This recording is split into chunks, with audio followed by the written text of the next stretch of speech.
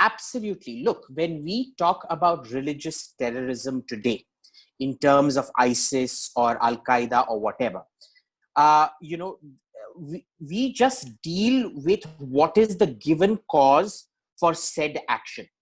We don't go into the fact that Osama bin Laden was his real motive was to get rid of the Saudis and so on and so forth. It is very clear and simple Islamic terrorism, because that is the nature of the language he uses. That is the nature of what Abu Bakr al-Baghdadi used. We don't go into the fact that he might have been traumatized by Saddam Hussein's troops or by Shia neighbors or something like that when he was a kid. That is not the methodology you use for gauging what is religious terrorism. So-called Hindu terrorism, of which I'm yet to see any evidence. And in case of Islamic terrorism, you just go by the given reason for what they've done. Now, what is the given reason that all these rulers used to attack India and to slaughter people? Very simply, Islam. Okay, that it was actually motivated by wealth and la-di-da-di-da. Of course, it was motivated by wealth. But here's the point. If you want to create wealth, why do you have to keep imposing jizya? You look at how erratic the Delhi Sultanate is. You look at their coinage. There is no consistency. This is not a wealthy society. This is an extreme garrison state. You judge the prosperity of a society by its coinage.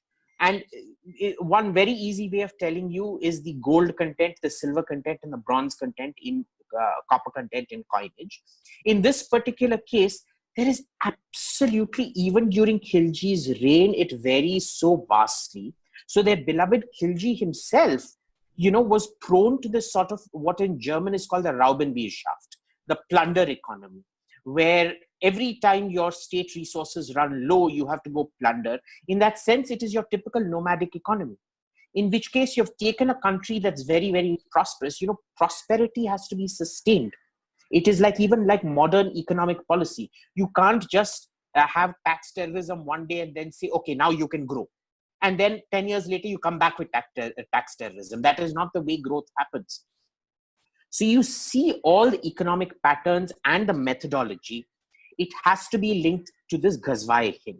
Now, there is this belief, these people keep saying, that somehow it isn't fair that, what all these sultans wrote about themselves was exaggeration.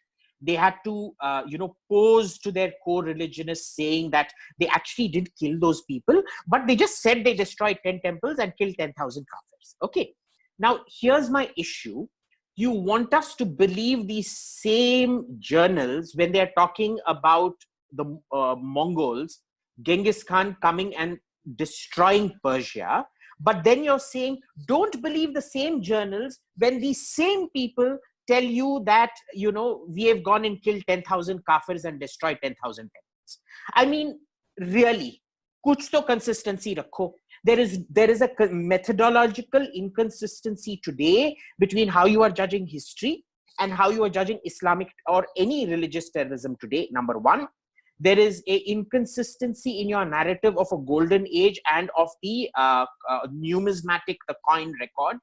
And there is an inconsistency in Mongol atrocity literature, what you want us to believe from those same Muslim sources, and Delhi Sultanate atrocity literature, which you say it's just exaggeration.